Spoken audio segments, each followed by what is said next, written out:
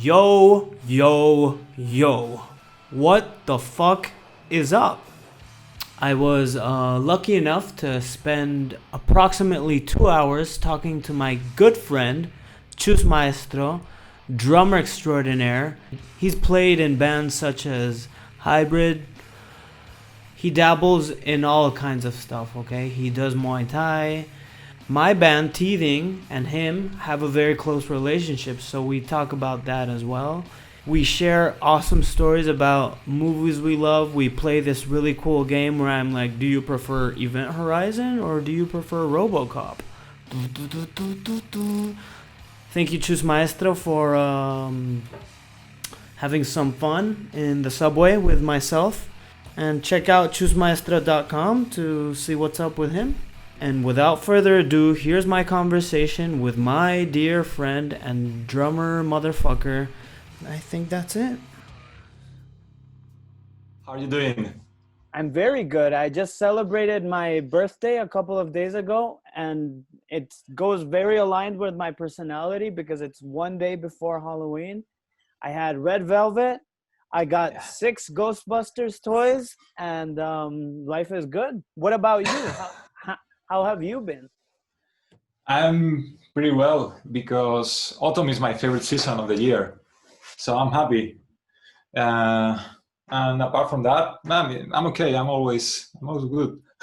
Excellent. We are two positive dudes just listening Always. to Linktr. So, for those of you who do not know Chus has many faces, but one that comes to mind first is he's a drummer extraordinaire. He has played in many, many, many bands throughout most of his life, many of them being extreme metal or extreme hardcore bands, which we'll get into later. But not only does he play drums, he also sings and plays the bass, man. And not quite well. okay, but you dabble playing the bass.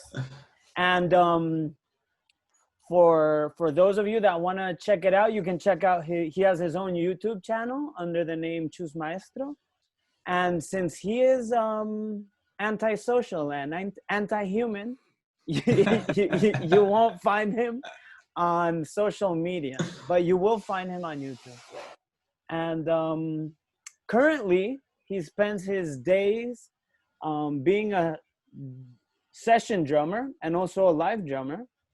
And he kicks ass in Muay Thai, being a Muay Thai instructor. And he also enjoys trekking the mountains and traveling to other countries. And what did you think of my introduction? Thank you for your introduction. But I'm not doing session work now. Well, not now, but I quit like touring with other artists or recording with other musicians like 5 or 6 years ago. So now I'm only teaching drums. Okay. When you say this, you seem a little bit burnt out. Excuse me, repeat again. You seem a little bit burnt. Oh, of course, yes. Of course. yes. That's the session musician aspect of my life. I was trying to follow the path of every musician, like recording and touring as much as I can. But I discovered that I prefer to work on my own projects because I'm a little outcast, so I'm not okay with everybody. Even if they pay me, I prefer to do my own, to work in my own projects. That's great, which some of these projects we'll get into later. But before we get into these projects, let's talk about the most important topic in the world, which is food. Of course. Okay, so I want to ask you, Chus, do you prefer sweet or salty food? Dude, you know the answer because you're my partner in crime. Okay, I know your answer, but for the 3 or 4 or 5 people listening to this, tell them if you prefer sweet or salty food. It's 100% sweet. It's my guilty pleasure because I haven't done drugs or drink or smoke. It's my only addiction. And you are the only person that encouraged me to eat more sugar, to have another pancake, to add more whipped cream. Yeah. You're trying to destroy my teeth. Exactly. For the listeners, our go-to drug, Chus and I, is pancakes with double whipped cream. Always double. So now that we've established that your favorite food is sweet food, if you were to choose one sweet meal, what would that meal be? Well, maybe it must be a cake, Okay. but I'm not sure. I like the traditional cheesecake, Excellent. but one of my favorite is the key lime pie. That's a cake from Florida, made with limes. Limes. Lime is correct. Yeah, and yeah, maybe that cake. It's difficult to choose. What about you? Before we talk about me, which we will, where have you eaten the best key lime pie ever? In Miami, Florida. Excellent. Yeah, in a diner. That sounds like the perfect place to eat a key lime pie. I didn't know the key lime pie was from Florida. Mm-hmm. Okay. I made my own key lime pie here, but it's difficult to find the original limes from Florida. We have another variation. So you would say one of the main and most important ingredients is the actual lime. So it's not the Spanish lime won't do the trick, maybe. Well, it's quite similar, but it's not the exact flavor. Okay, excellent. So you were asking me what my favorite dessert was. Well, I think I'm most people know I love palmeras de chocolate. What's the name in English of palmeras? I don't know because as you know, in my band Teething, we wrote a song for a new record called Palmeras de Chocolate. So I was doing research on palmeras de chocolate, and they come from France, which I wasn't aware of. So apparently a lot of pastry originated in France. But I don't know if palmera de chocolate has a proper translation in English. So for those listening, palmeras de chocolate are like puffy chocolate pastry hearts that will melt your heart. That's part of the lyrics of the song. So that's my favorite dessert probably, but correct me if I'm wrong, but Chus, I think a big part of why you love desserts a lot has to do with nostalgia or a better time, possibly. So here's what I'm going to share with you. The first time I had a flan with nata. In a Chinese restaurant. No. It was my parents. This must have been in the late 80s. My parents always went to have a menu of the day, menú del día, in Argüelles, to this restaurant called Amadis, which was a restaurant for working class men, for obreros, you know. And it was the food was very authentic Spanish food, and my parents decided to buy me my own flan with whipped cream. For those of you listening that don't know what flan is, it's a typical Spanish. It's like pudding. Yeah, it's like a custard pudding. I think so, yeah. And I think they also do this a lot in South America as well. So when the waiter brought it to the table, it was covered with nata. There was so much nata. I just saw a big white ball, and my dad said, put your spoon inside, put your spoon inside. So I was nervous. I put my spoon inside. I thought it was just going to be like ice cream, but I saw that when you dug deep, there was flan, which I had never tried either. So I thought that was genius. Just cover something with whipped cream to find the prize inside. So that was like the first time I listened to Sepultura, you know?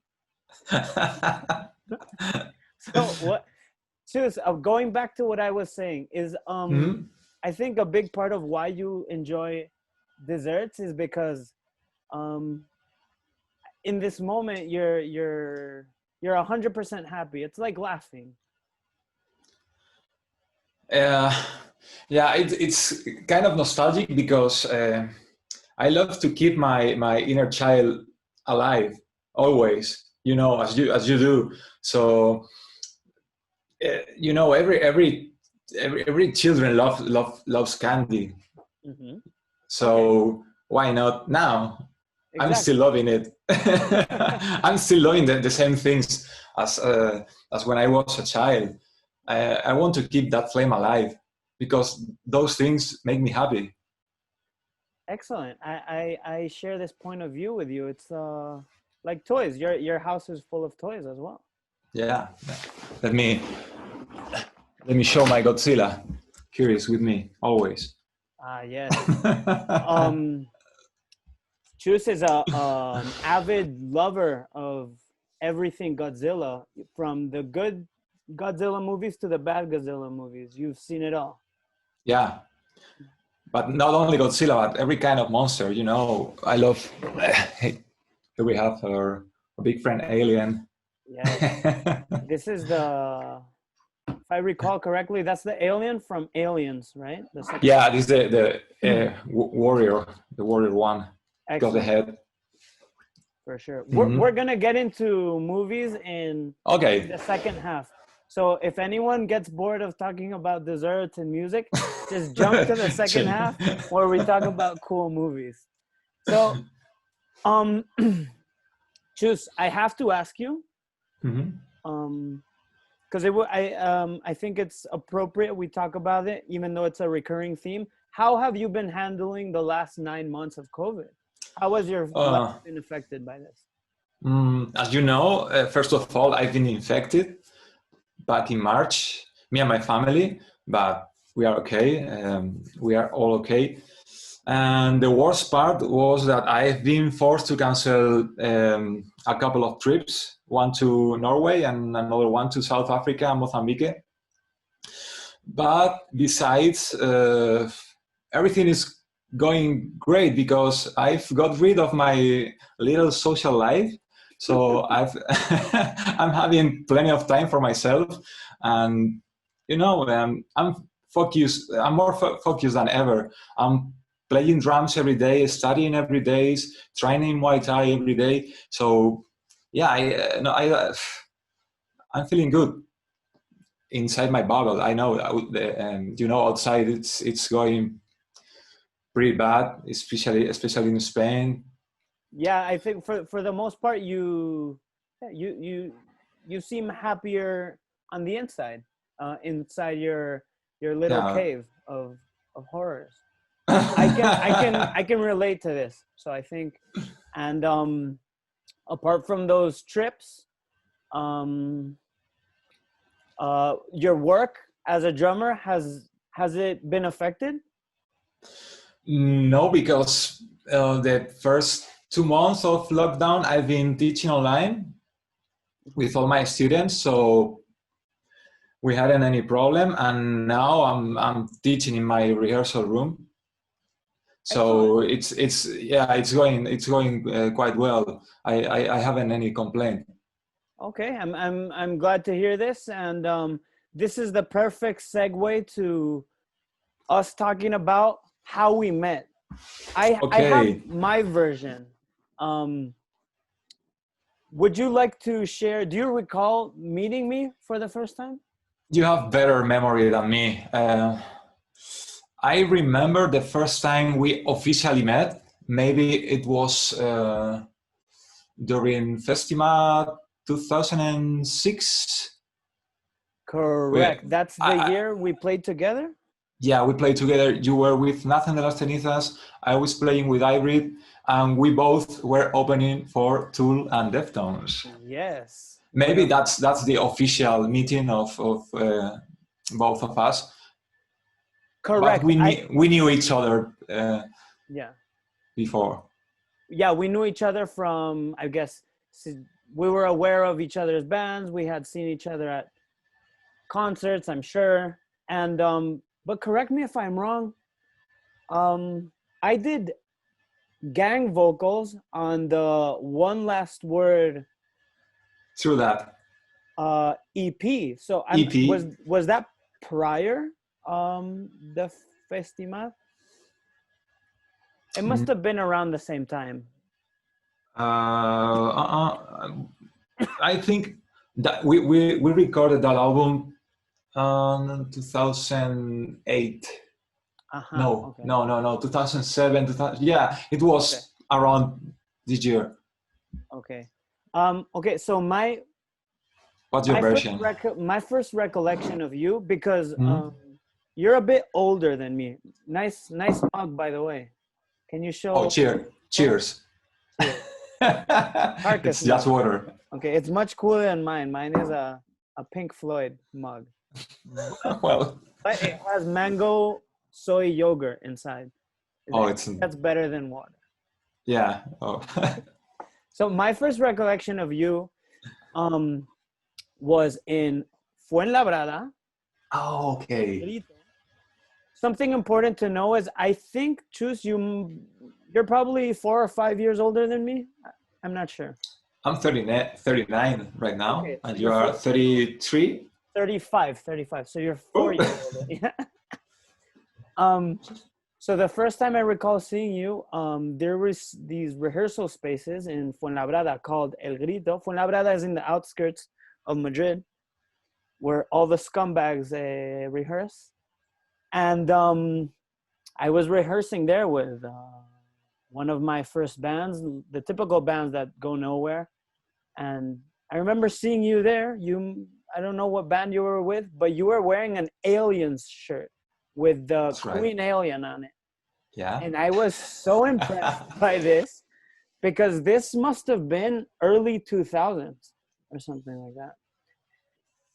And it's important that I state when this was, because this was a time where getting access to t-shirts of movies, especially like sci-fi or horror movies, was not easy at all. Maybe if you lived in the United States or something, sure. Or if you had, pretty much that's the only excuse. But in Butthole, Spain, you can forget about getting any kind of cool merchandise unless you go to a hardcore or metal show. Yeah. So I was very impressed by your t-shirt. So I was like, oh my God, that guy's so cool.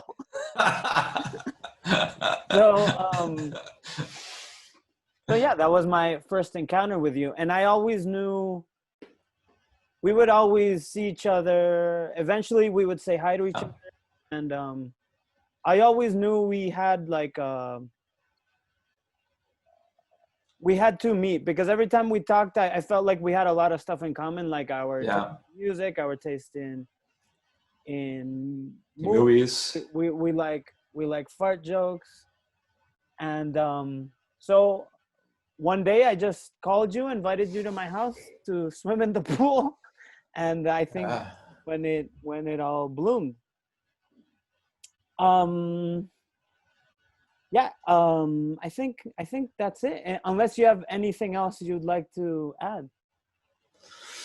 But I think before you invite me to your house, we began sharing our rehearsal space or rehearsal room. That's right. I forgot. Thank you for pointing that out. I forgot. Do you remember the exact year when you enter? Yeah. This must have been late 2015. Okay. Okay, yeah, that makes sense.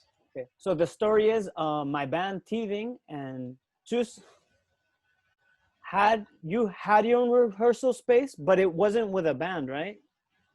Yeah, it was just for myself and for Just for the for the for my classes, for the teaching.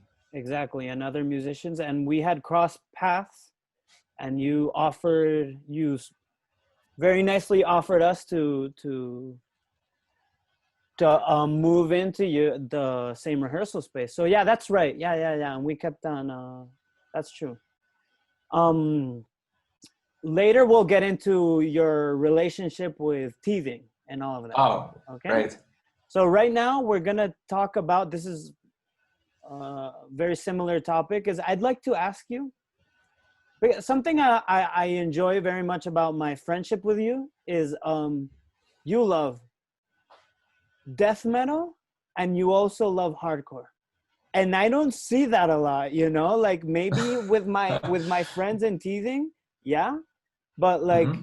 for example, you've introduced me to Bloodbath, but you've also introduced me to Turnstile, Yeah, that's right. and I haven't had many friends with both.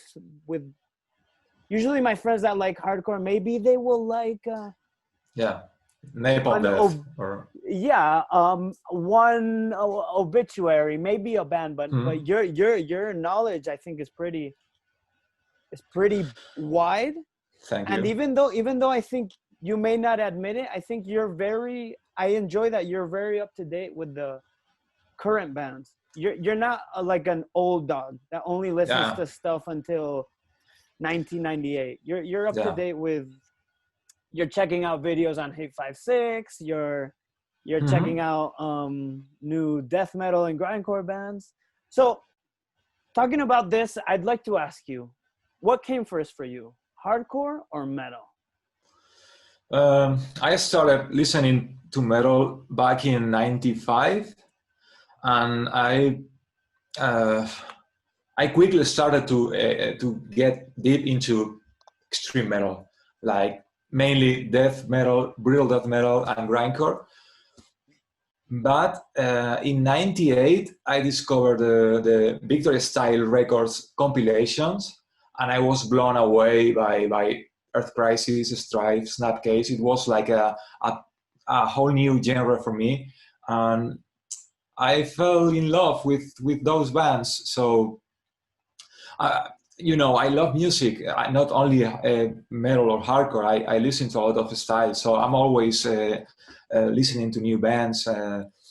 And back in '98, I've been listening to death metal for 3 or 4 years, like constantly. So I started to pay attention to this new school hardcore genre, Mhm. and it was like a mix between both scenes. But in '99 or 2000, I start playing with another kind of death, which is a hardcore band. Mhm. So I've been very involved in the hardcore scene for 5 or 6 years. Excellent. So it was the first. First it was metal, and then hardcore, and now it's Okay. all blended. Yeah, I think I can relate. And I remember a long time ago you told me something really cool, which was what attracted to you, what attracted what was attractive to you about hardcore was, apart from obviously the music, was the presence and the attitude Yeah, on stage, which is yeah, something and that you didn't see a lot in metal bands. no, no, no. And apart from that, I love the do-it-yourself philosophy, and all the vegan and vegetarian related stuff. Hmm. Um, all the things that surround the hardcore scene that metal scene never had. Yeah. Not just the attitude, but the philosophy of The the ethics, no? Hmm. values. I The don't. values, very good. Um, except maybe the mug you have in your hand right now, like Carcass. Yeah, there are a few metal bands that they began playing, I don't know, like punk, or they are related to the hardcore scene, because hardcore is not mudball. It's like an underground movement. Back in the days, we you can see in those hardcore shows, death metal kids, punk kids, emo kids. You know, it's a blend of a lot of styles. But the hardcore movement, it was more like I don't know, like an institution. For sure. It's more like a scene. It's like a big institution, underground. For sure. And since you're a couple of years older than me, you've been to a lot of cool shows in Madrid that I wasn't aware of, or I didn't attend because I wasn't going to shows yet. Does one come to mind from that time that stood out to you, that when you walked inside or you saw maybe people moshing or people handing out flyers, something come to mind that you were like, okay, I like this very much? Does a particular show come to mind? Oh, let me think.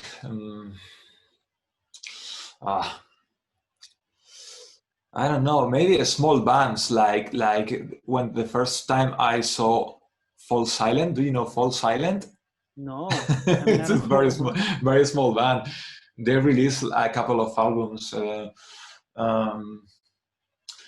I can talk only about small bands, because the venues were very small, and those bands now are this band or on Iarus. I don't know.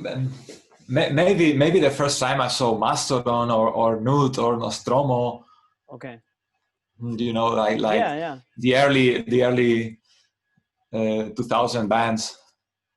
Excellent. I think this is a recurring thing where a lot of the time our biggest influences are just like the local bands from the area, which eventually many times only the people that live in that city are aware of. For example, Fall Silent, was this a band from Madrid?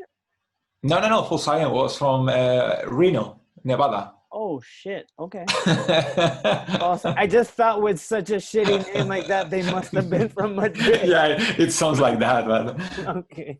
So this is another perfect segue for me.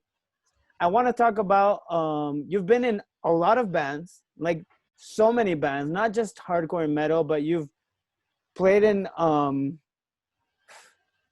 folk bands, you've played in indie bands, you've done it all. But if you don't mind, today you are in the Subway Rat sewers. So we're going to talk about your more extreme aspect. I'd like to start off talking about another kind of death. Okay. Prior, you had been in April for several years. Yes. But I'd like to jump right into another kind of death, which for me was it was an important band, because as I said, being a younger kid, I looked up to you guys. You guys were a hardcore band, but you dabbled more in the noise aspect, more of a Dead Guy, Coalesce, Botch, Converge vibe, which for me is one of my favorite genres ever. That style of hardcore from that era, from the late 90s, early 2000s. And if I recall correctly, Another Kind of Death was the first band in Spain ever to do this kind of music. I think so, but it's difficult to track, because maybe there was a few bands playing that style, but if they haven't recorded, we don't know, because it was quite difficult to record even a demo or an EP. But maybe I don't know. Okay, and I consider you've had two big babies in your musical career. One being Hybrid, or I don't know if you say how do you pronounce it? In English it's hybrid. How do you say it? Hybrid. Hybrid, okay. One being hybrid, which came on later, and the other one being another kind of death. So I think you hold a special place in your heart for You're right. another kind of death. But unfortunately, you only recorded, well, you began the band with the rest of the guys, and you only recorded the first demo / EP, Yeah. unfinished, and then you did the first LP, which was unfinished, correct? Mm-hmm. That was the name of it? Unfinished. Yeah, the album is called No Signal. I have it here. Yeah, the first song is called Unfinished. Correct. Mm. And the album is called No Signal. Exactly. And do you want to share an interesting story about, for example, No Signal or this EP? About the recording or about that time? Your experience that time. I something comes to mind to me, which is you guys were really good friends, which I don't know if you've ever had that later on. I think it was kind of your coming of age movie, right? This was your... Yeah, true that. So can you talk a bit about that? Yeah, of course. Our relationship was like yours in Tiden, because we were all friends. You know, I have a lot of memories of us having fun every time we hit the road, or when we were rehearsing. You know, it's always fun playing with those guys, because we are all outcasts and freaks, and we all love music. And as you said, it was like our coming of age. I had 21 years or 21 or 22 years old back in those days. I was hungry, you know, hungry of playing, of writing music, of playing gigs, recording. So it was like my first real band. I think you all had that youthful energy. Back in those days, or now? No, not now. No, not back now. then. It's you can tell through those recordings and those live shows, you guys had that youthful energy and that anger you have when you're that age, you know, which sometimes is difficult to still have. I worry about that sometimes with teething. Like, I'm like, we're all getting old, you know. And a big driving force of teething is the anger. So I sometimes the most special moments in a band is just that early stage. So what I was getting at is that later you ended your relationship with Another Kind of Death, and they continued to record two more albums, I believe. I think 2 more albums and maybe a split EP with Adrift, Mo, and Moxa. Exactly, yeah. Correct. Do you want to you don't have to, but do you want to get into what happened? Why you guys took different paths? It always happened with the bands, because it's all about priorities. Mm-hmm. And sometimes you reach a point where you are not in the same, I don't know, in the same path as the other members. Mm-hmm. Because I've been always obsessed with my musical career. Mm-hmm. So I'm always like pulling, right, or pushing to go forward and record and write songs. Maybe I think back in 2003, 2004, when we finished the recording of No Signal, I wanted to go like more pro, and they just want to keep it like chill. So it was like a Clash of the Titans. Yeah. So that's when I formed Hybrid to continue that path of playing tech music, extreme progressive music. Excellent. So this is perfect. I wanted to talk about Hybrid, which you exactly rose from your disbanding with Another Kind of Death. You later formed Hybrid, which I believe it was your baby. You said, okay, I'm gonna start a new band. I want this guitar player. So you kind of formed your dream band with people from Madrid. Yeah, of course. Being musicians from Wormed and Insane Crisis, if I'm... Yeah, because sorry, Javier plays in both bands, in Worm and Insane Crisis. Okay. Yeah. Okay. And you went on to do great things with Hybrid. And I think it was the next logical step after Another Kind of Death. It was definitely more metal. Definitely a lot more, like very, very noisy, but very extreme. And one thing that comes to mind where I was very impressed was I remember getting a flight to New York. And like I always liked buying a magazine before getting a long flight. So I don't recall what magazine, but it must have been Terrorizer magazine. And I saw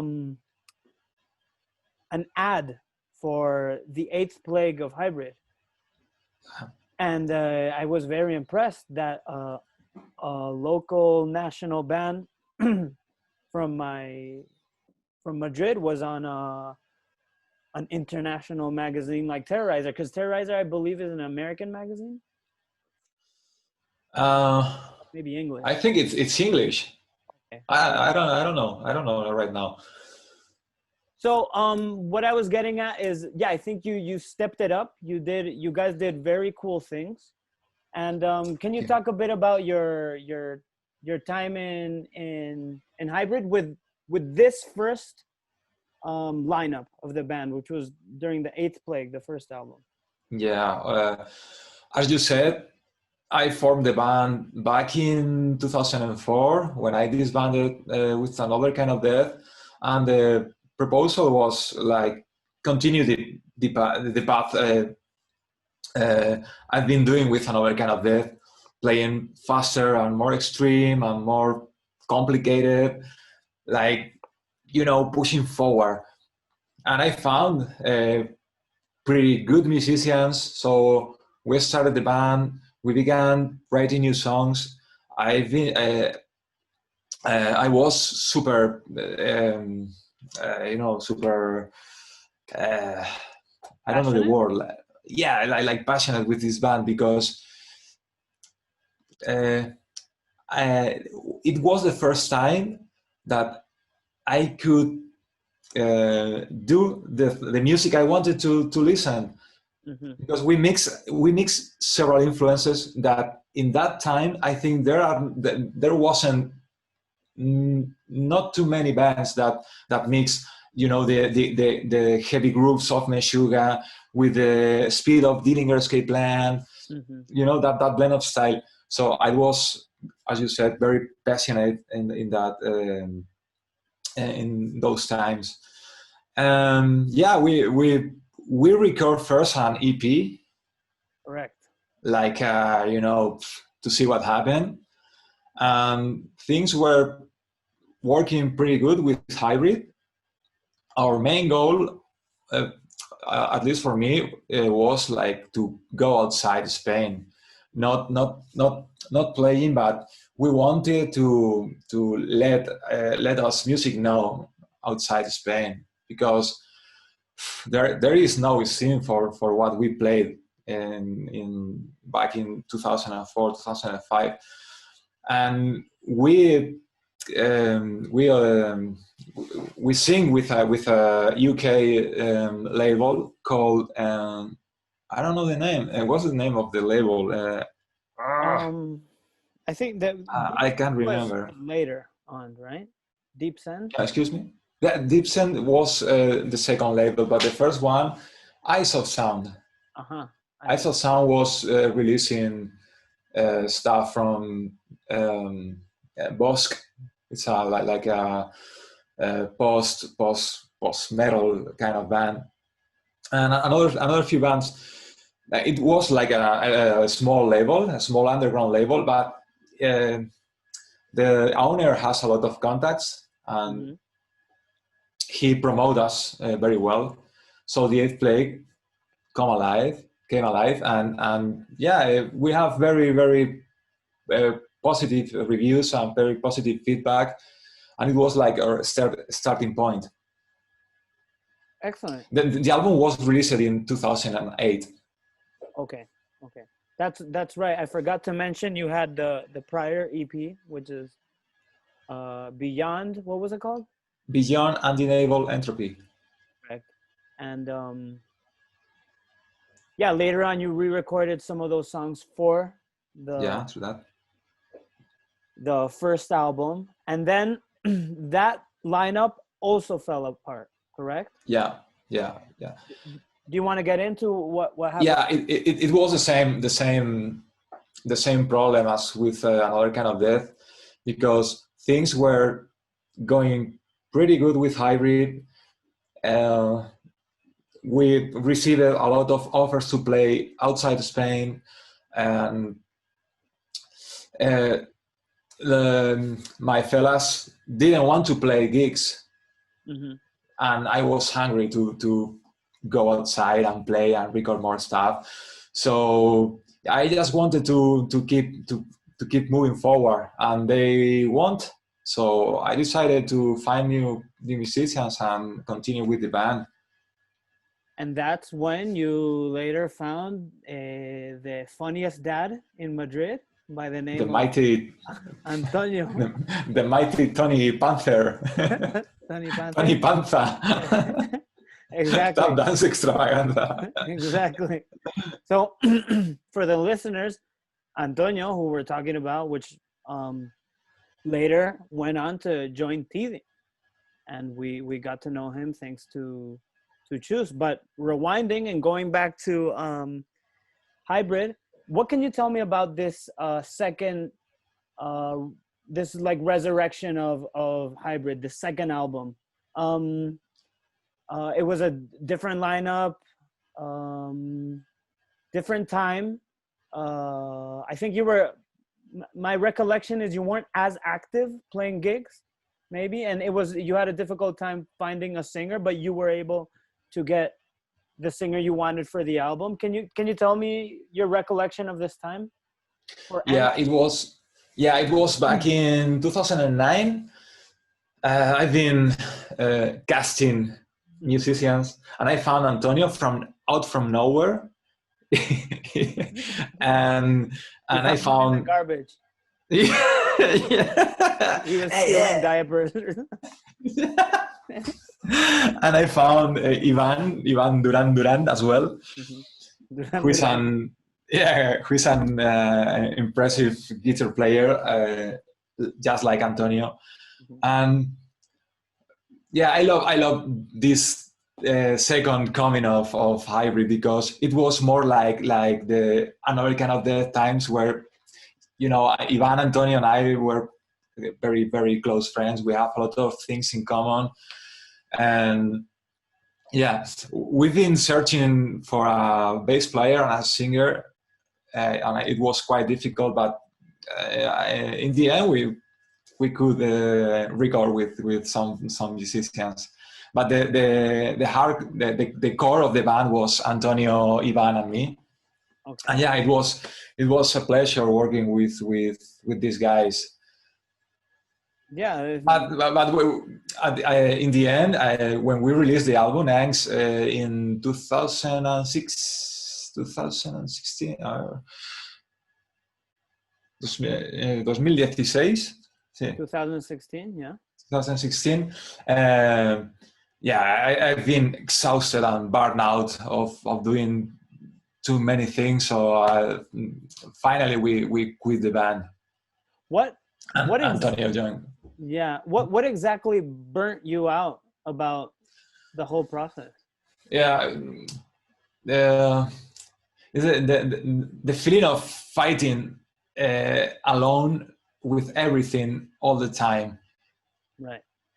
Because I just want to play my drums and I just want to write songs, but Yeah. I don't want to send emails and to write lyrics, and I don't know. I just want to play drums, man. I'm a drummer. Yeah. So I'm not a good leader. And I can relate. I get this feeling sometimes where it's like, yeah, I just want to play shows, and sometimes you have to write emails, answer emails, get in contact with the right people. Yeah, it's a constant uphill walk, but you get a lot of enjoyable moments out of it. But sometimes it's like, what really burns me out? The whole social media aspect. That really burns me out. I really, like, no. You should post this at 12 o'clock. And like, no. You shouldn't post this link. You should post this image. And that's one of the things I hated the most, the social media. And I've been always a community manager of all my bands, and I hate it. Yeah, and it's very frustrating because, for example, now during COVID, my only happiness and satisfaction with teething, apart from like seeing those guys in the practice room and preparing a new recording session, which we're gonna do next week, the only satisfaction I get, sorry, let me correct that. That's a very big satisfaction to be writing songs with these guys and going to record them. But apart from that, the only satisfaction is getting likes on Facebook or Instagram. It's very underwhelming, So it can be very confusing because my satisfaction with teething was always just like doing stuff on the road, in the real life. Exactly, in real life, not behind the computer, So I can relate. Before we close the hybrid chapter, is there one hybrid moment that you'd like to share that you hold dear in your heart? Maybe something you'd like to share with people.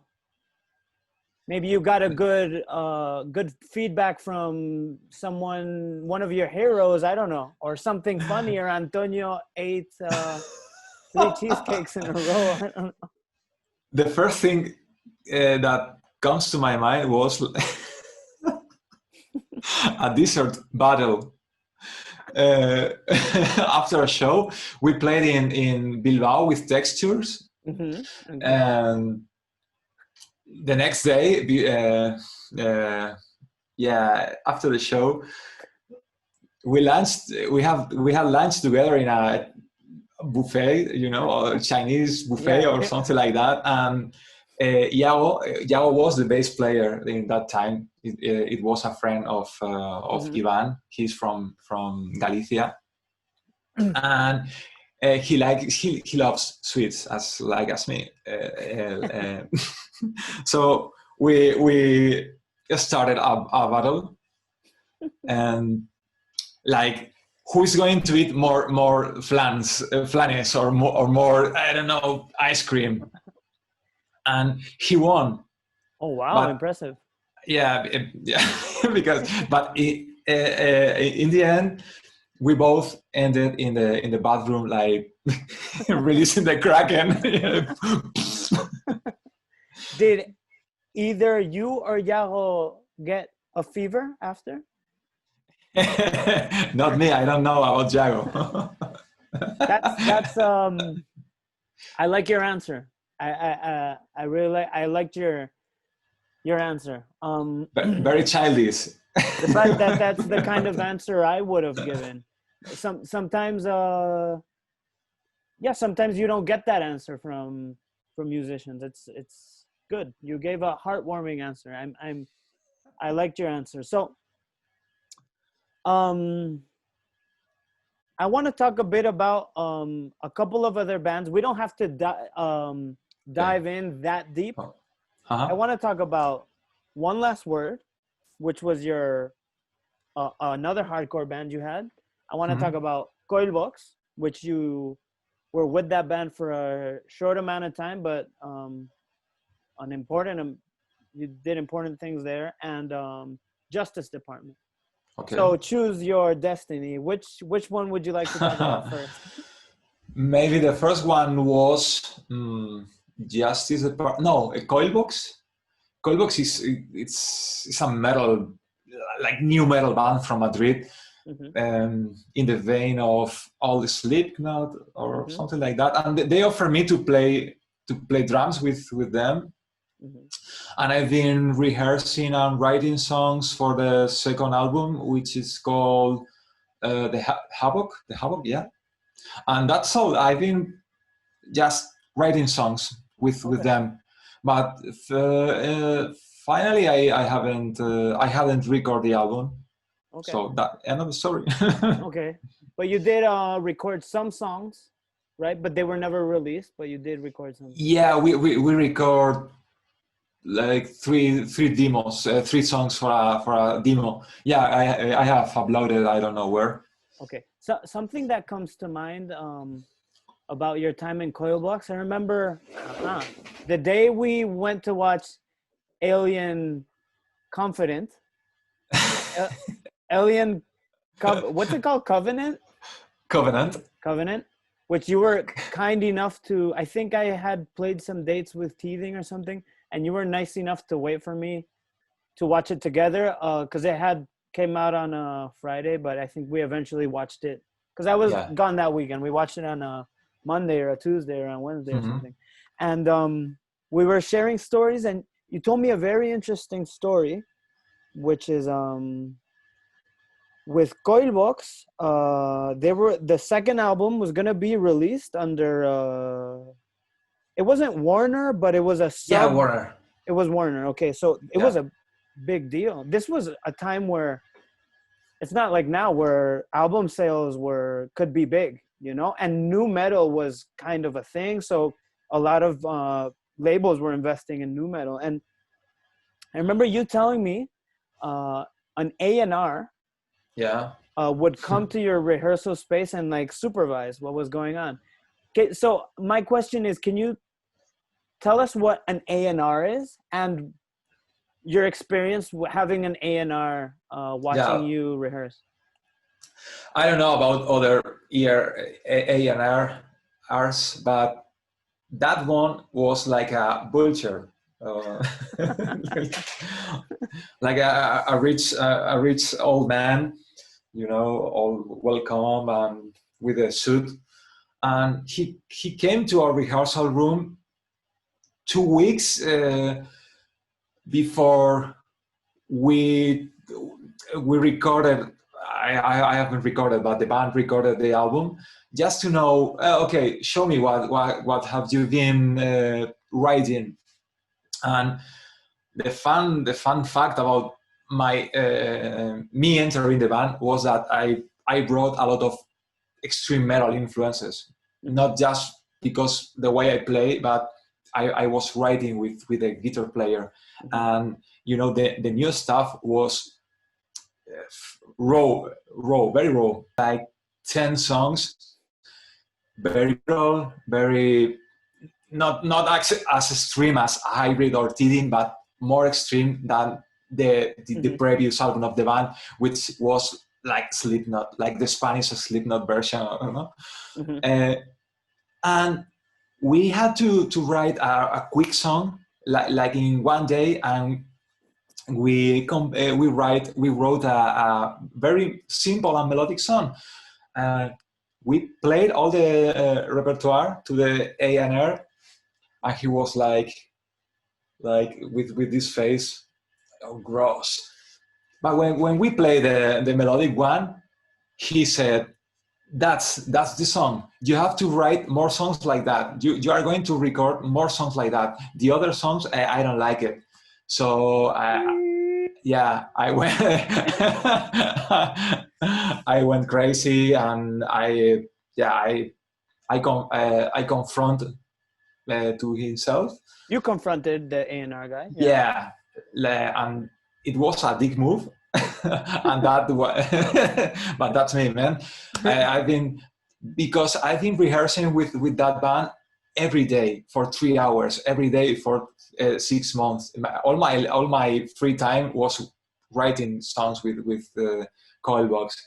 So yeah, I went nuts with this guy, and yeah, it was like he kicking me in the ass. Yeah. Does any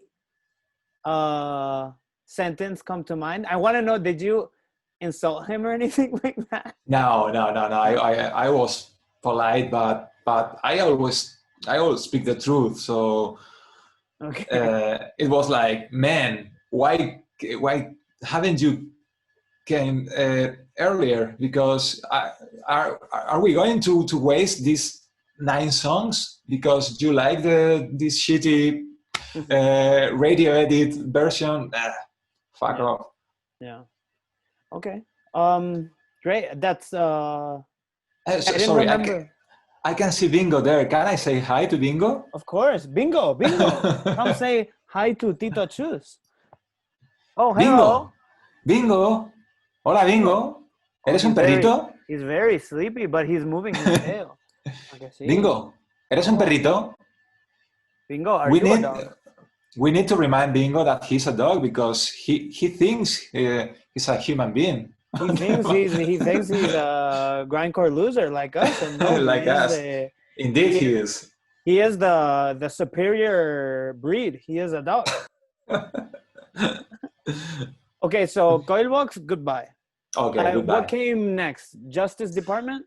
Yeah, the Justice Department, because Felix, who was the guitar player of Looking for an Answer, and Justice Department was like his own one-man band project. Mm-hmm. He wanted to play live with Justice Department. So he was searching for a drummer. He contacted me, and we began to rehearse his songs. Mm-hmm. Yeah, and that's all. We played in Bilbao to a couple of shows. It went pretty good, but they fired me from the band because I was a vegetarian.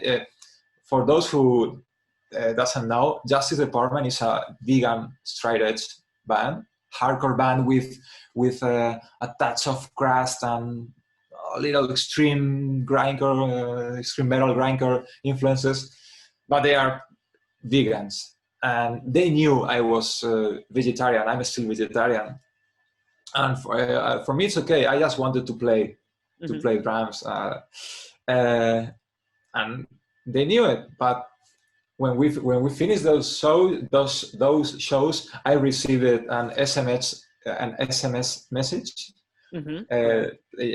Like telling me that I was no longer in the band because I was a vegetarian. Man. Yeah, he saw me eating a cheese sandwich. After one of the shows, but they knew it. I was a vegetarian. I'm okay of they being vegan.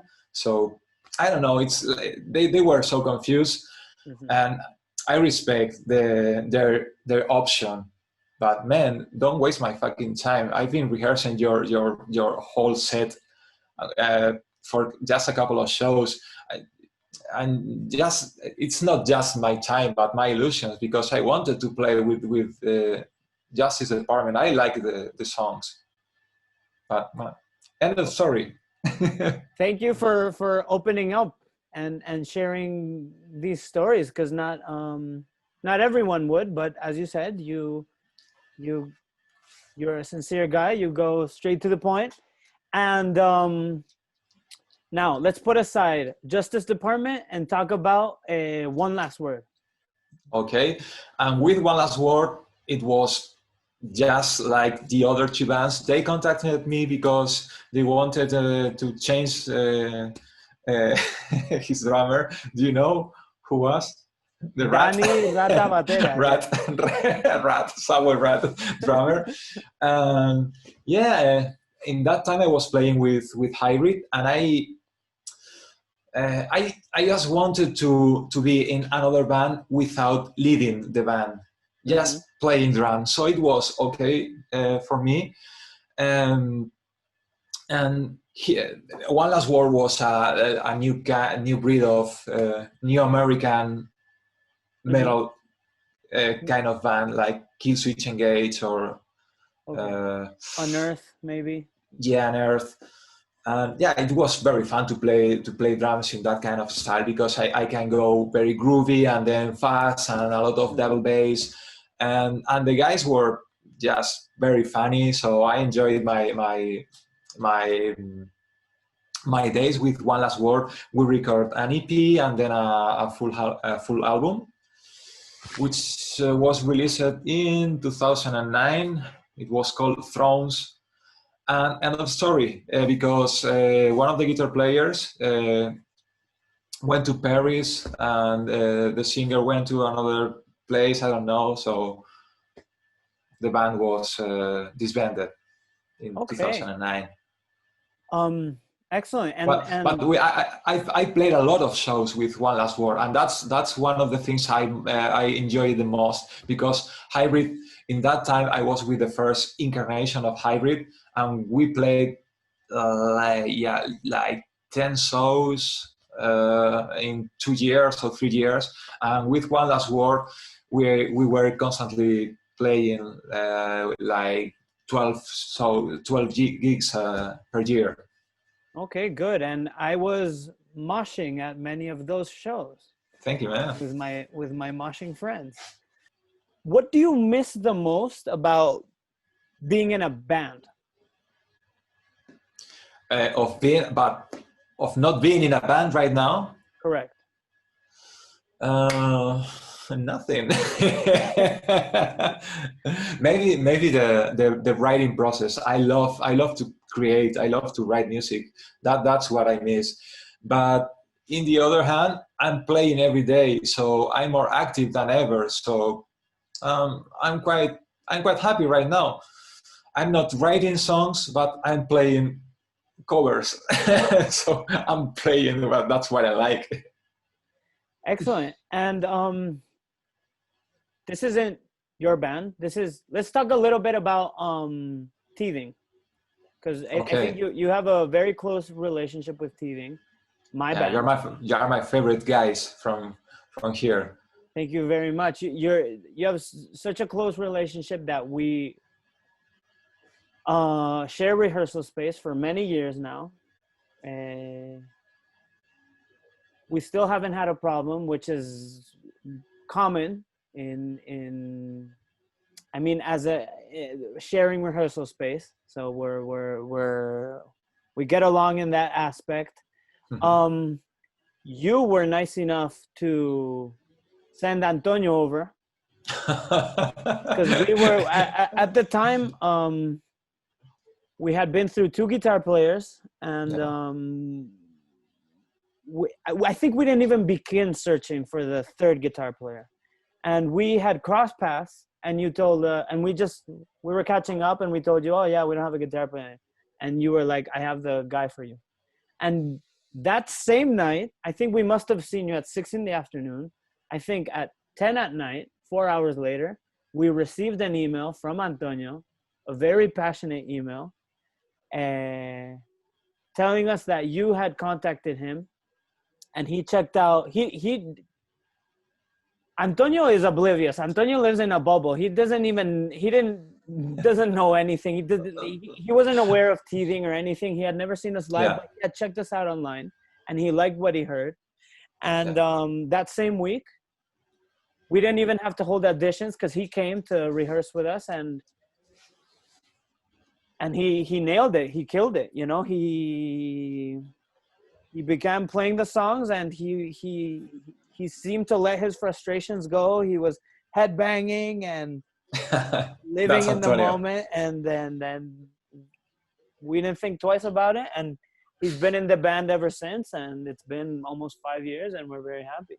So I rambled on a bit, but so you're very key. Your role in your friendship with us was key, because Thank you. I don't know if we would have found, we probably wouldn't have found someone like Antonio, you know, which is exactly what we needed, because Antonio is It's so unique.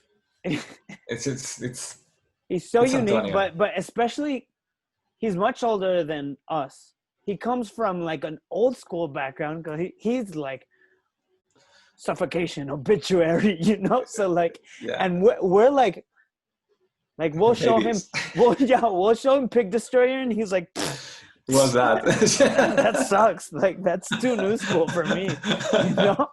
And he is he's a trooper. He loves to be on the road. He sometimes we have to pull, but he loves long drives. He loves playing as far as possible. He doesn't care about sleeping in cold and dark and disgusting places, because that's his life. And so sorry, apart from our relationship with Antonio, we're also all close friends, but I think especially you and me Yeah. hang out all the time. We go to get pancakes, we watch movies together, etc. Also, many times you've traveled with us while we've had to go play different cities. Yeah. And many times you help us out with merchandise. Can you,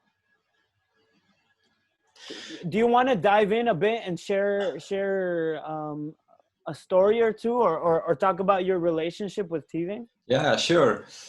As you said, we match each other because we are all like outcasts with the same interest in our own bubble, like in obscure movies, and we all love music, and we all love food, and we all love animals. I don't know, and yeah, I don't know. We have like a connection, an unforced connection with every of you, and it's a pleasure to have you in, to share the headquarters, to share our rehearsal room, and to meet from now and then, and to go to your shows, even to go with you on the road.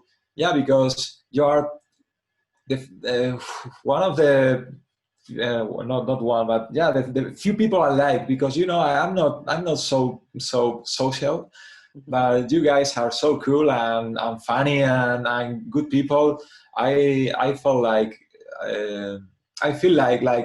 at home with you always. Yeah, you're friends. I think for Even sure. Bingo, Bingo's the most. For sure, I think we all have very similar mindsets. Yeah, we have similar mindsets. We don't, especially you don't drink. I don't drink much. So our perfect plan is going to a nice vegan restaurant and then driving to Fridays to eat a pie in the sky. Yeah, that's the perfect plan. Exactly. So talking about what's the best Deftones record. Exactly, which Or is the definitely best. not the latest one, may I add. Okay. But I will say, for my birthday, Sarah bought it for me on vinyl, and Oh, great. which is so I right now I've been playing it, Okay. and the more I listen to it, the more I like it. So hopefully I'll be on the same page as you in a couple of weeks. Okay. I must say, for now, I like the track 4 for sure is my favorite. Yeah, that's Error.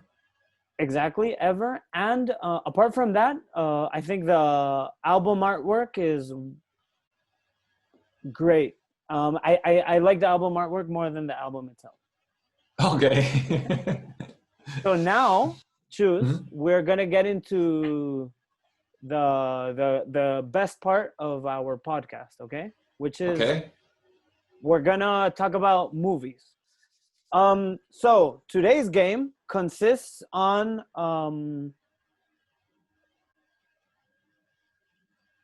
let me rephrase. Okay, so we're back. I'm done with PP.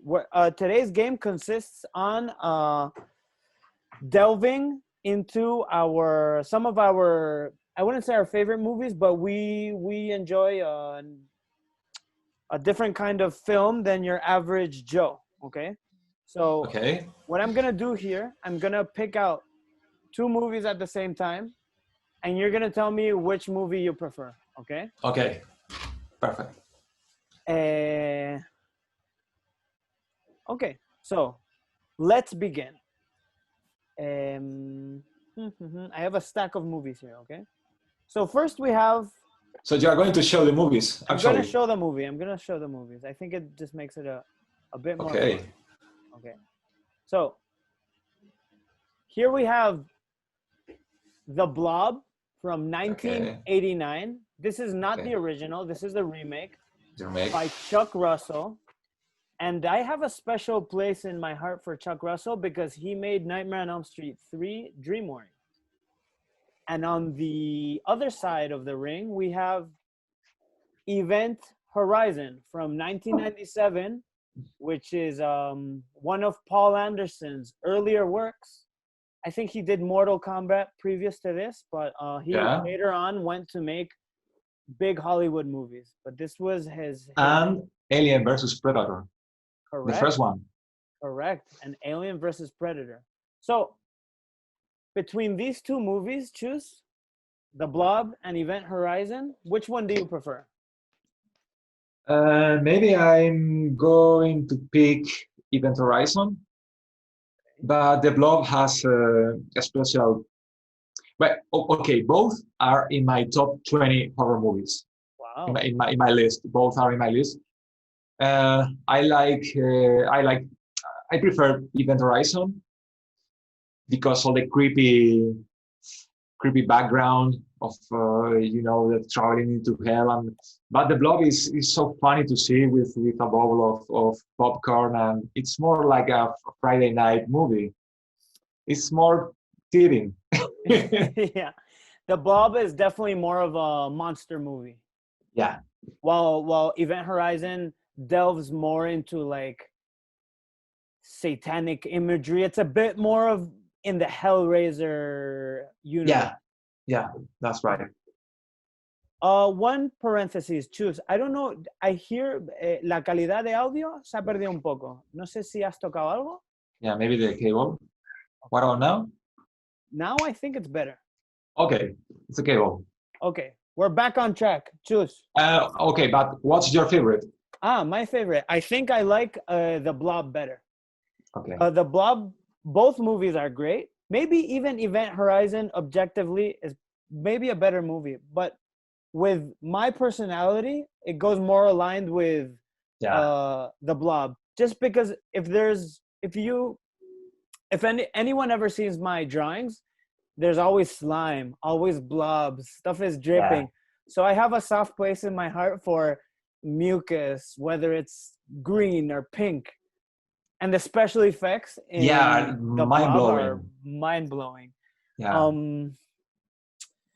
I really miss this era of, even though nowadays they make great movies, I really miss special effects from the 80s mostly. Because in the 80s, I feel like the main character in the movies many times was the special effects. You would watch a movie because it was Tom Savini or Greg Nicotero, yeah. Exactly. So should I do our next movie? Because we have there's quite a few. Thrill me. Okay. Let's see. Okay. Haha. Let me see. Okay. We have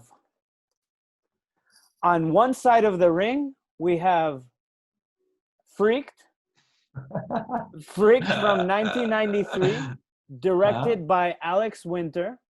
And for those people who don't know, Alex Winter is part of Bill and Ted. He is Bill out of the Bill and Ted duo. Mhm. And he hasn't done much, but this is one of his babies, which he wrote, directed, and starred in. And this is one of my favorite movies of all time. I know.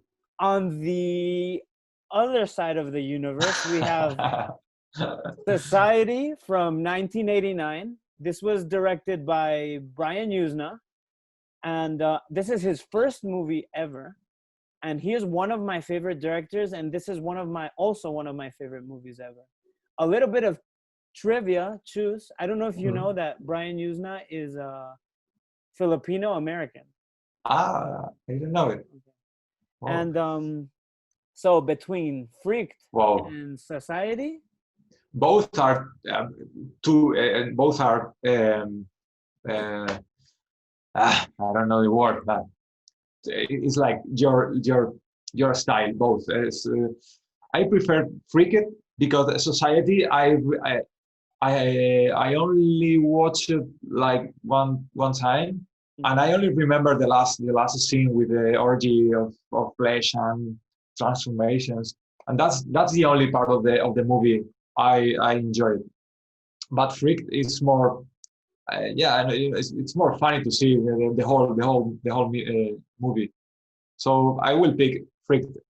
okay, Freaked. And you? I think I have to go with Freaked. I have to go with Freaked because if I was very, very, very talented in the cinematography sense, I could see if someone gave me a very big budget, I would probably make a movie exactly like Freaked. So this is why I choose Freaked, even though Society is on my top 10 horror movies ever. Okay. As you said, the whole movie leads up to the ending. It's just tension, and I also like how over the top and upside down and weird Society is, because it talks about incest. There's not many movies about incest, and I like movies that cross the line a bit there and are crazy like that. Okay, so good. Let's go to our next movie. You have all the movies. Yeah, I have the movies. So, but I need to make sure I choose the correct two ones. Okay. Okay. So, we're gonna go a bit new school here, and we're gonna go with Hobo with a Shotgun. That one. This one, okay.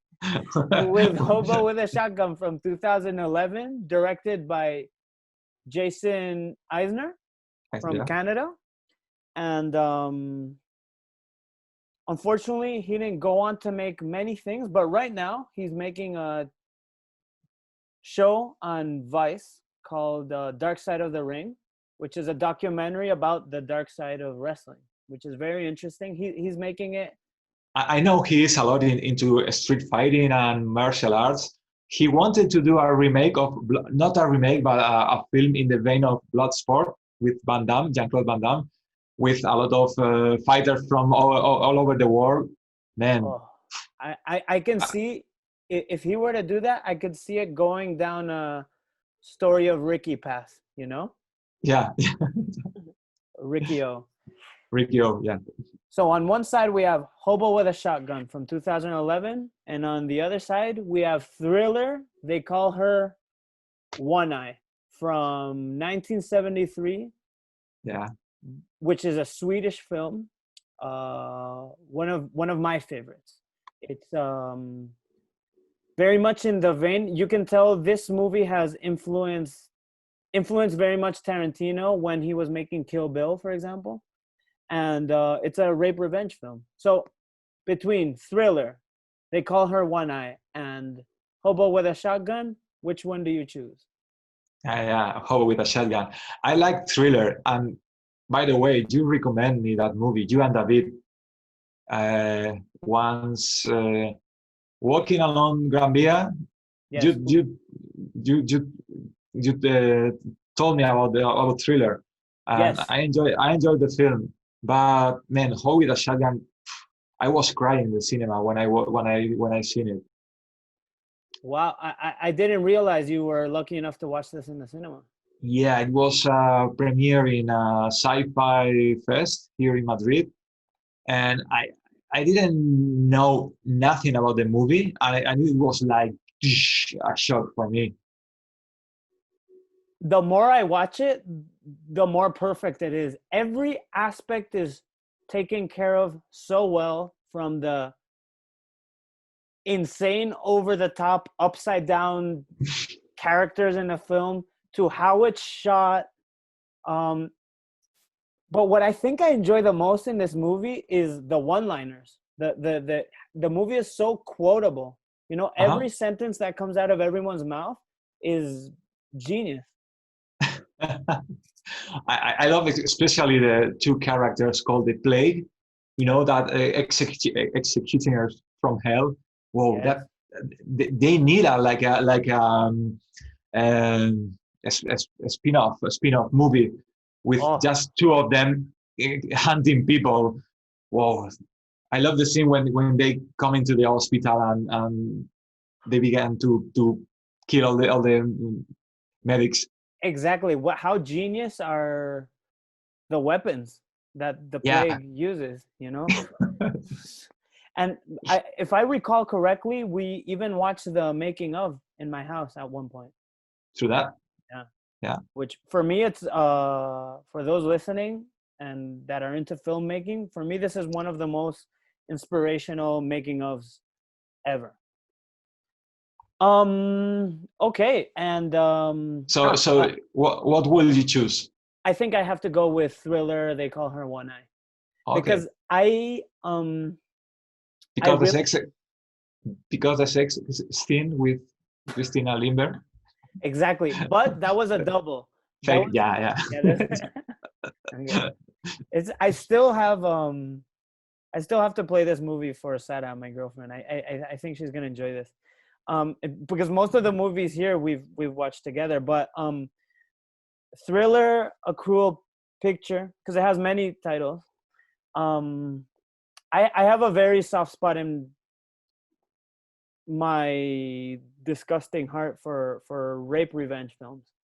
Mhm. I love movies like this, like Straw Dogs, like Last House on the Left, Okay. and so on. So I really enjoy this movie, and I like that Christina Lindbergh is so badass.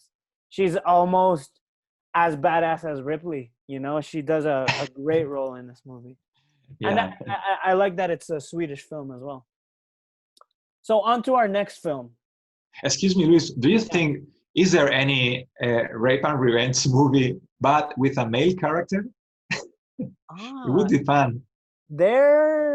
wait. That's a good question. For example, in Perdita Durango, Ah, okay. I haven't seen it. there is a male rape scene. Uh-huh. You should By males or by no, women? a female Huh? raping a male. Oh, Yeah. So check that out. It's not exactly revenge, but that one comes to mind for a male. okay. Yeah. Okay. I think you would enjoy this movie. I think you would enjoy. You know, it's by Alex de la Iglesia, right? Yeah. Okay. And yeah, he was. There was some sort of link with Robert Rodriguez during this filming, so it has that very much that style. Okay. Um, Following on with our movies, we have two movies. We have a movie you love very much, entitled Sorcerer Okay. from 1977, Uh-huh. which this film was a recommendation from you. I picked this up when I was playing with teething in London. I had some extra cash, so I went DVD shopping, and I remember you recommending this movie. Yeah. So I picked it up, and on the other side we have Bad Lieutenant by Mm-hmm. Abel Ferreira from 1992, and this is my kind of film. This is very much a character study. It reminds me of Henry. films like Henry, Portrait of a Serial Killer, or Taxi Driver, Yeah. The Wrestler, and so on, where narrative isn't as important as The psyche of the character. exactly the psyche, the rotting of the character. And this movie, Sorcerer, is more of a journey, where I think, for me, the main attraction in this film are the amazing special effects. So between these two movies, choose which one do you prefer? Bad Lieutenant or Sorcerer? I prefer Sorcerer, hands down. That film blew my mind, because from the start to the finish, it's like all tension. I've been like biting my nails, because I don't want to spoil about the film, but yeah, it was so well filmed, and it's so risky to film that kind of scenes. And I love the plot. I love everything in that film, and the four main characters are phenomenal. So I don't know.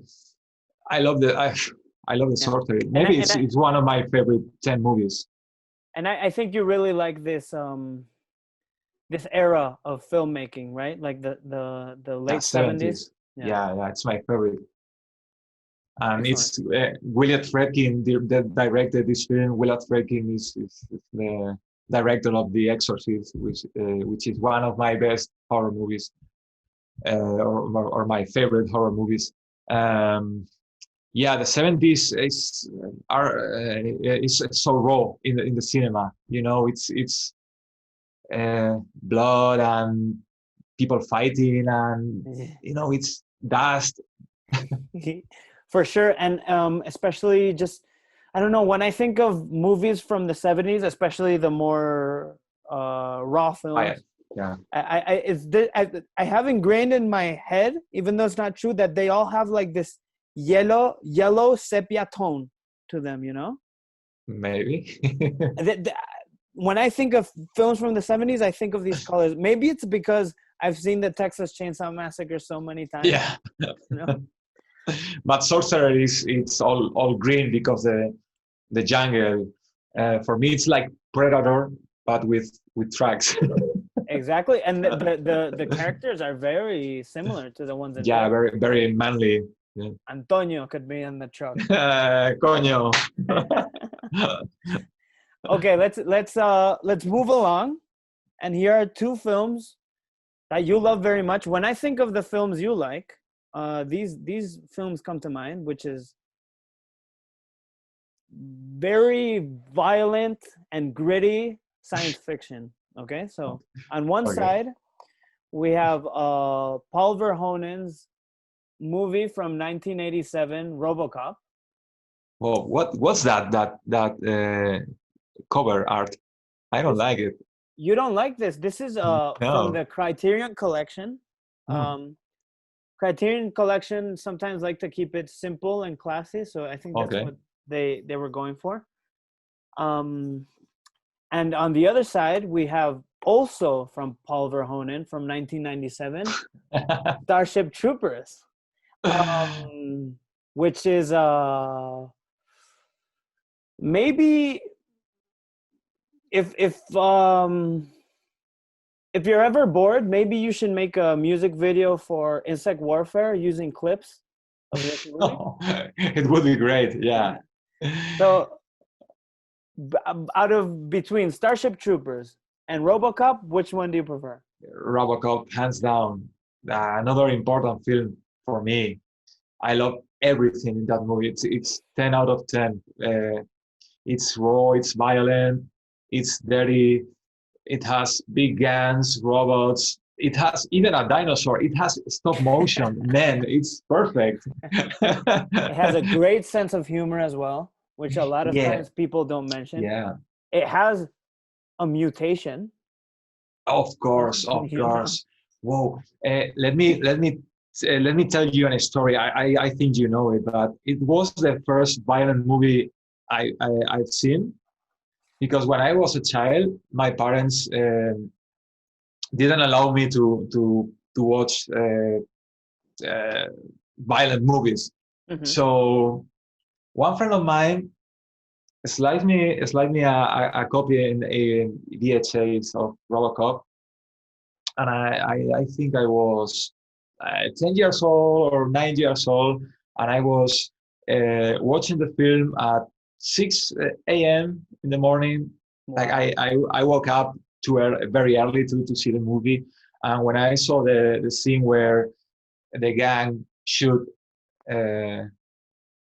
what's the name of Murphy, Murphy. Paul Weller. I think Mm-hmm. it's Paul Weller. The actor. I don't know. Yeah, when they shoot and wow, they it's like a bloodbath. I had to stop my DHA because I couldn't believe what I've been watching. It was like a shock, and it was like this shit is real, man. It's raw. I think everyone that has seen RoboCop at a young age must have lived a similar story to the one you're saying, because I remember watching RoboCop for the first time probably I must have been less than 10 years old. Do you remember sometimes the newspaper El País sometimes Mhm. it came with movies if you paid an extra 200 pesetas or 300 Okay. pesetas. So Mhm. sometimes if the movie was cool, my dad would pick it up for me. Uh-huh. So RoboCop, if you see the cover, just looks like, oh, Yeah. cyborg, cyborg with a police car. Okay, it looks like a family-friendly Terminator. The cover. Well, But if you watch that scene, it's just this is by far one of the most violent scenes ever filmed. The mutilation of Murphy, just the expression on Murphy's face, how much the bad guys are enjoying annihilating yeah. him. We have to count how many times he gets shot. What is it, like Like 30,000? 1 million Exactly. bullets. But one thing comes to mind is when his hand gets shut off Yeah. and it's squirting, and I don't know, it's that the part of the body, that part of the body seems so frail and weak. You can kind of like, ooh, you get goosebumps in a bad way, just when you see that scene. And yeah, as you said, Paul Weller just does a amazing performance during that scene. And the And I fact love. that, sorry, Excuse me. no, the No. fact Go that go. his other police partner is watching during the whole time, and she has to keep her mouth shut. Yeah. Is Yeah. yeah. But I love the Starship Troopers. It's another favorite for me and you. I know. Uh, but I prefer RoboCop. But those both are excellent movies. Yes. What's your pick?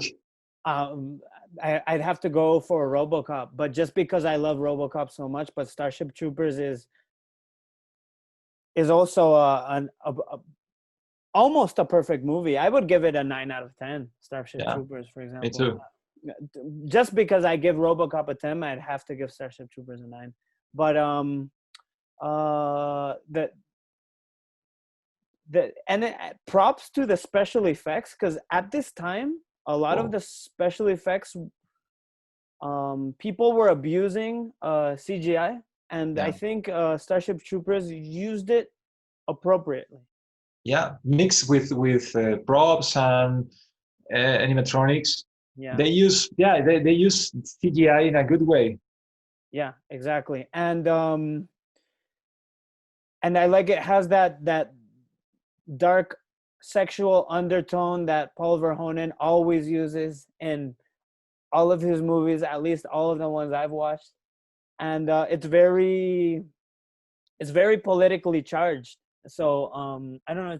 It's overall two great movies. So we both Mhm. vote for RoboCop. Yeah. Okay. We have two more. Okay. Okay. Um, Surprise me. yeah, these I just got randomly right now. We have a more recent film, which is one of the greatest sci-fi films of the last 10 or 20 years, in my opinion, which is The Void, which I believe you recommended to me. Yeah. Yes. Yeah. And I must apologize again because we were gonna go see it in the cinema. Yeah. For some reason, we didn't. We watched it on our own at home.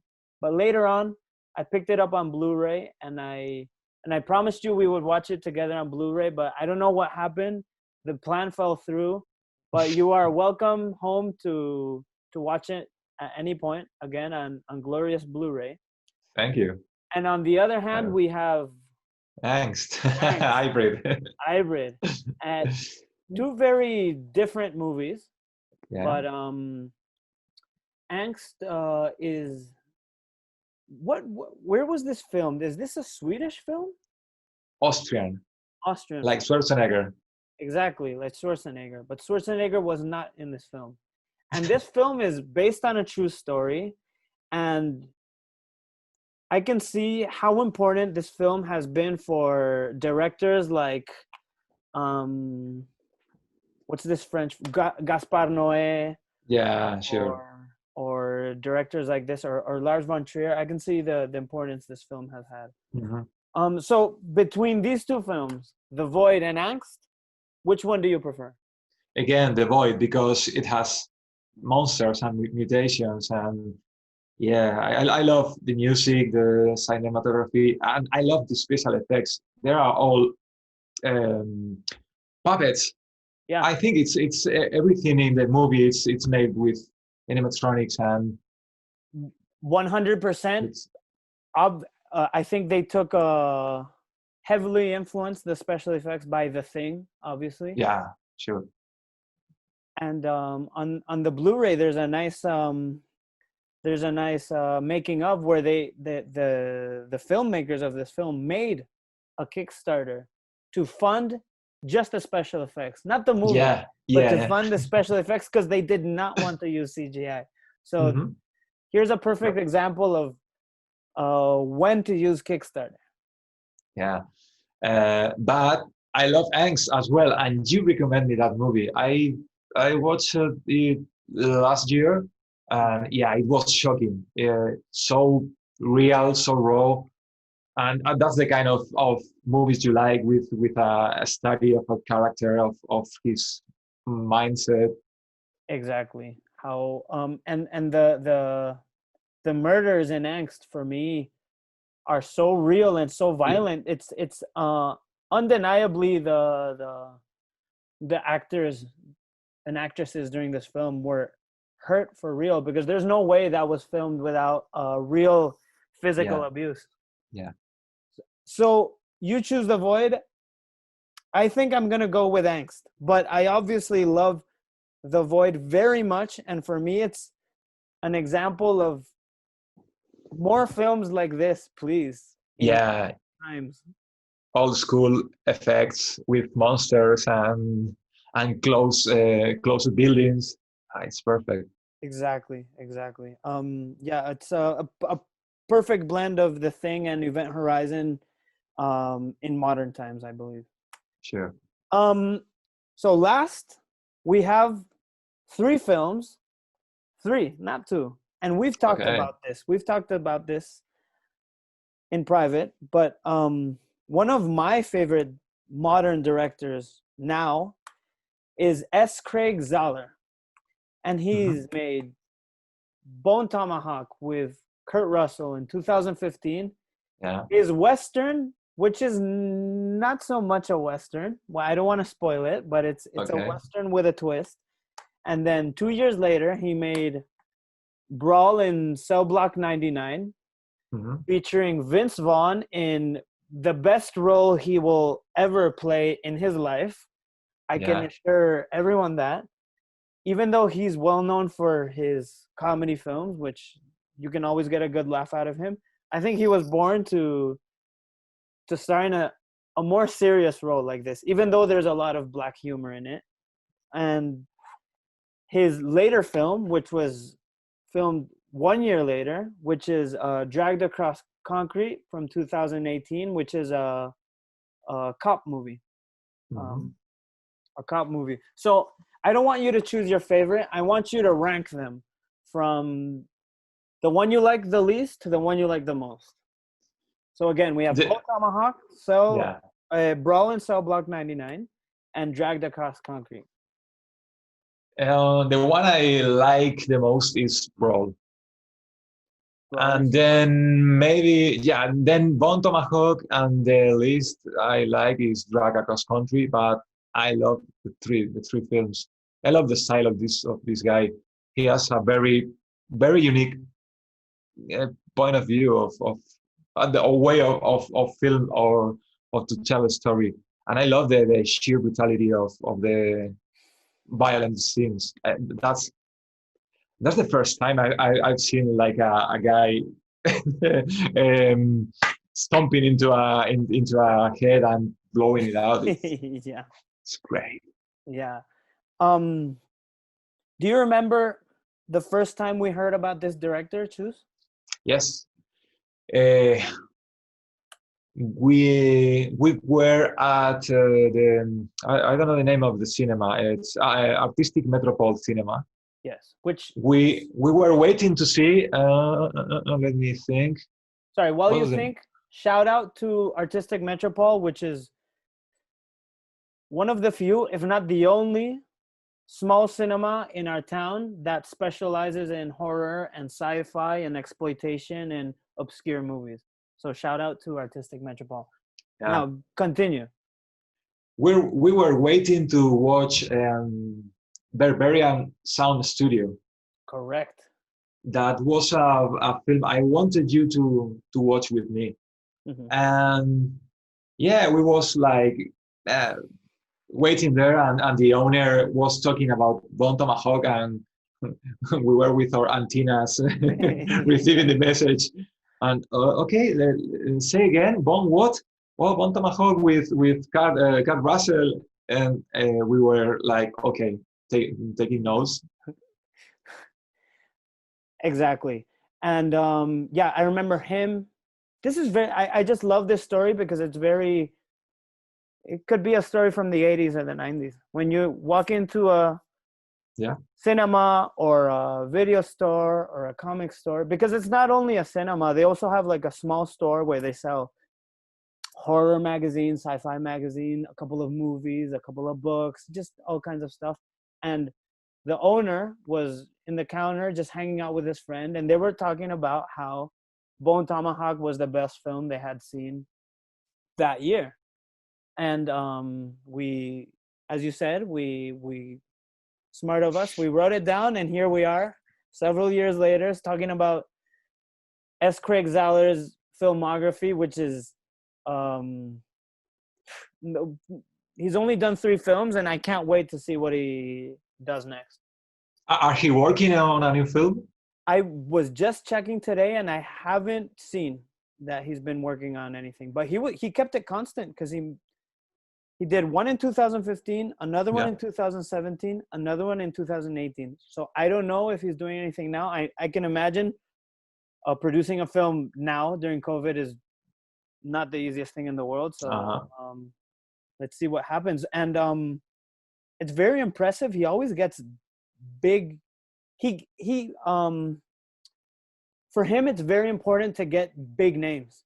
Yeah. And, you know, he gets Vince Vaughn, Mel Gibson, Kurt Russell. And to end on a high note, Chus, would you say if you were a woman, you would love Kurt Russell? Would he be your go-to man? I don't know. I like him, but not in a sexual way. Even if I were a woman, it's not my kind of guy. I prefer, I don't know. Let me think. But what about you? If you were a woman? Kurt Russell. Over and over and over. With a mustache, with a big mustache, like in the. I would start with a buffet of Kurt Russell playing Snake. Yeah, with a moulet. Exactly. Kurt Russell playing Snake in Escape from New York. And then I would dabble in some Kurt Russell from Tango and Cash. Yeah. Exactly. And then I would have sex with Kurt Russell from Death Proof. Death Proof. Where Oh, okay, yeah, yeah. and then for dessert, I would have Kurt Russell from Bone Tomahawk. This would be my sexcapade with Kurt Russell. Okay. And What's your pick of the from my order, yeah. I think would be backwards. Dragged Across Concrete, because I think this film is so, the word that comes to mind, even though it's probably not the appropriate word, it's so classy. I feel like it's like classy filmmaking, even though it's over the top, violent. I think it's like perfect filmmaking. Everything has been, you can tell every minute detail has been worked on so much. Yeah. And then I would go for Brawl in Cell Block 99, which is, as you said, it's an exploitation. It's a prison exploitation film. But made in modern times with lovable and amazing characters, which is something very important. That we didn't mention is how lovable the characters are in these films. Yeah. And then I'd go for Bone Tomahawk, but just because it's insane. It's similar to Sorcerer in some way. The like it's a journey, and the end of the film is insane in a different sense. And I love how the Bone Tomahawk, they're all very risky. Bone Tomahawk is very risky in the sense that it takes a turn at the end. And it takes a turn which I'm sure half of the audience will didn't expect it. But not expect it, but they will disregard it. They'll be like, oh, it's one of those movies. Like, this is a movie for kids, but not for us. Yeah, maybe because he mixed two genres, two very different genres. I think it's the first time I have ever seen those styles converging in one film. I've seen it, and I'm sure From Dusk Till Dawn does something similar. Yeah, maybe. Yeah. Okay. I buy it. Yeah. Okay. So yeah, without spoiling too much, so this concludes our film part of the podcast, and I think we both did a good job. And before we leave, I want to know if you want to plug anything, if there's anything we haven't covered, because I know you're a very busy man. You're always doing Muay Thai. You're always you've even started a small side project business, trekking the mountains. Maybe you want to talk about Der Doppelgänger or Agri-Somnia, or maybe you even want to shout out one of your favorite restaurants in Madrid. Anything you'd like to close with? Okay. Since I disbanded Hybrid, I wasn't busy playing with other bands. I record something from now and then, and I play with small gigs, but I'm not too active right now since 5 or 6 years ago. So musically, I'm just playing. I'm just keeping myself, alive, playing. But I'm not doing anything too important. As you said, I recorded with their Doppelgänger, which is a small project with a friend of mine, and I've been playing live with Agri-Somnia, which is a neo-folk band, but it's just like a hobby for me, not a new baby as Hybrid or another kind of death. So I've been more focused on other things like travel and the Muay Thai thing, because I have this martial art passion since I was a child. So I'm not more focused on these two new aspects in my life, like travel and train martial arts. As you said, this year I began a project, like a small business, with a student of mine. He's a mountain guide, and he wanted to, to work as a mountain guide here in Madrid. We have La Sierra de Madrid. And he wanted me to go with him because I know a lot of things about nature, about animals and plants. So he wanted like a naturalista. I don't know. How do you say it? Maybe a nature expert, for lack of a better word. So we began this project together, and we are very small now, but we plan new hiking excursions every week, and I enjoy it a lot because I love to hike outside in the mountains and the forest. And yeah, I'm very excited about this project. It's not musical, but it's another important aspect of my life.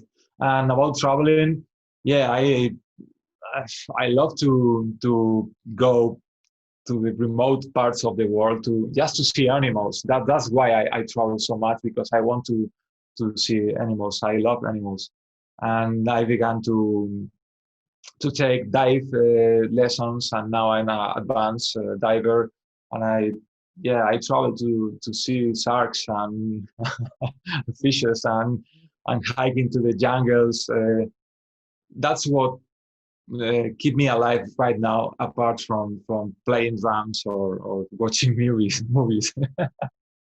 And let's end on a high note where you share your experience seeing your first great white shark a couple of years ago.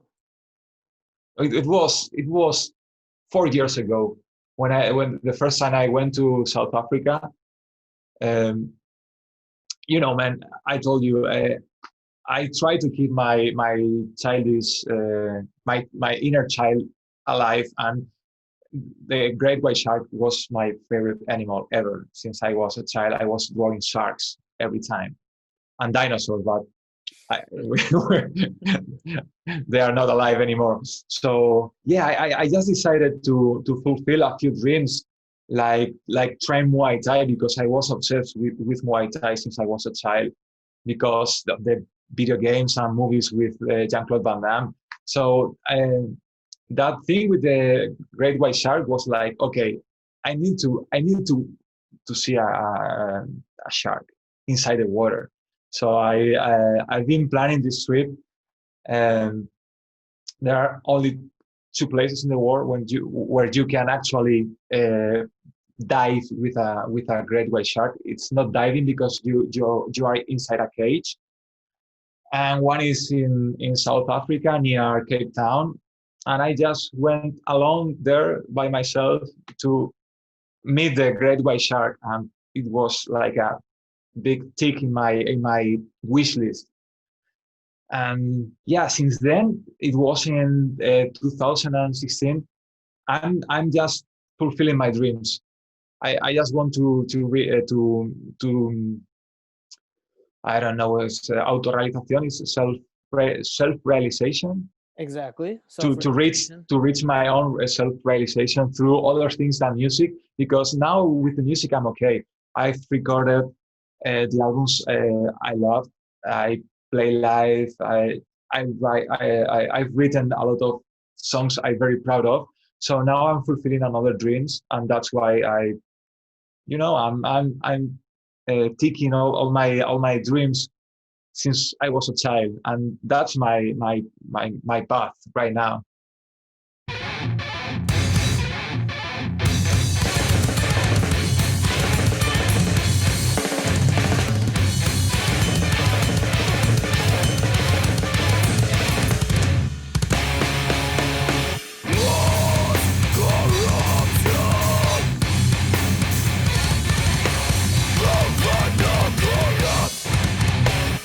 Manufacture expo, slapdash to the action.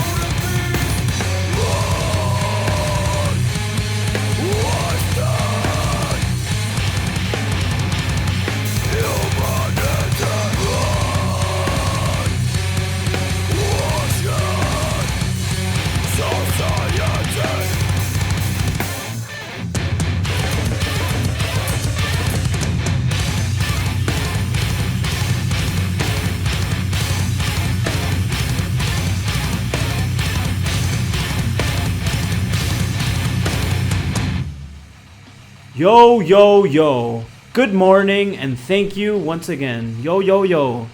That was Sleep of the Defeated by Hybrid off their first full-length record entitled The Eighth Plague.